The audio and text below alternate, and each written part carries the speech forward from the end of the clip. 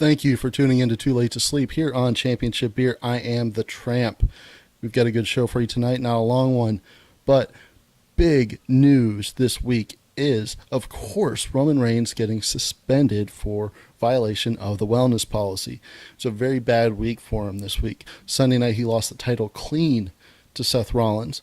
Tuesday night, he gets suspended by the WWE for 30 days. And on Thursday, somebody on Twitter actually had the nerve to tweet him telling him he wasn't a good wrestler. Oh.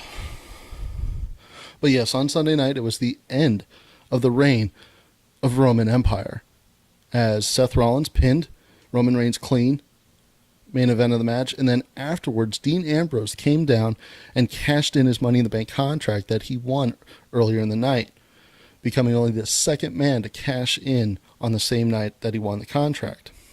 That night, Dean Ambrose celebrated by making out with a cat or something because he's so crazy. Woo! Ambrose Asylum.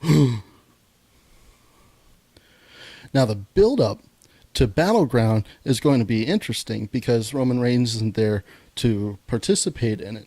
But the main event of Battleground is going to be triple threat between all three members of the Shield. And there's absolutely no way that WWE would throw away the reunion of these three men together in the ring at the same time with some crappy finish. Tag made to Rowan and Yikes.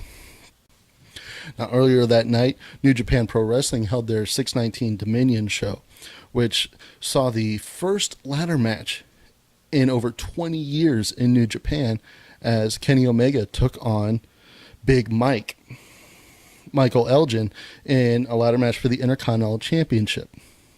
It'll also be the last ladder match in New Japan for another 20 years after this January, when WWE raids the New Japan roster again of all the Gaijin. The main event of the show saw Okada dethrone Naito for the IWGP Heavyweight Championship.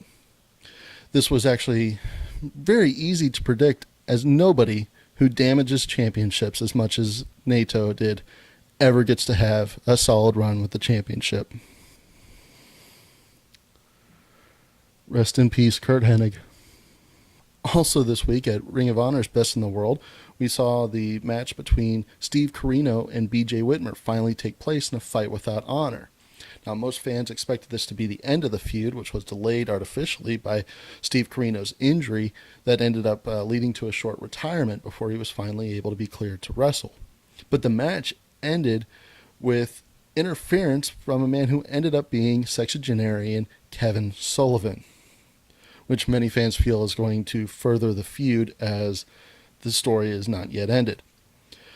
With most fans not happy with that situation, they are saying that this is the single worst thing that Kevin Sullivan has ever been involved with in professional wrestling.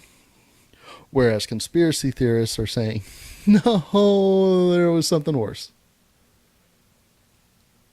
Ladies and gentlemen, thank you for sticking around for Too Late to Sleep. I hope you'll join me down in the description. There is a link to the Reddit Country Club discussion page for Too Late to Sleep.